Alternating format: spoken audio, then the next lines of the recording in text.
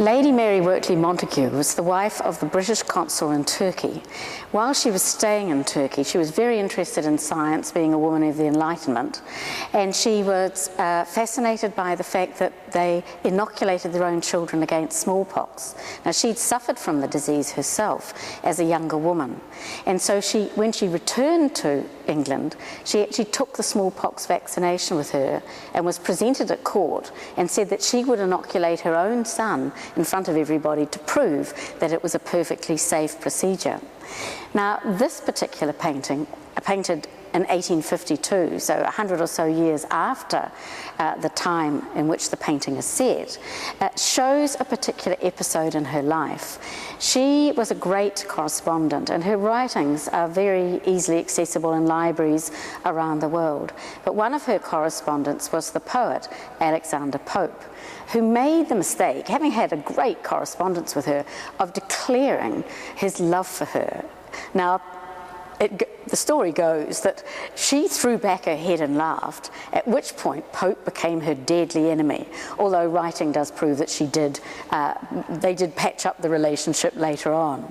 But she tells some wonderful stories in her letters, one of them being that she went to the Turkish baths in Istanbul, and the women wanted her to take off all her clothes and get into the baths naked with them. And she wasn't quite prepared to do that, so she undid her blouse and showed them the lace on her stays, and they had whalebone in them, of course, and the Turkish women all thought that it was a very elaborate chastity belt that only her husband would be able to undo, and after that they didn't push her any further. Now, in this particular painting, Frith has been very kind to both the sitters, because Pope had a wasting disease and was crippled in his spine and had developed a hunchback, whereas of course Mary, having had smallpox, was extremely scarred.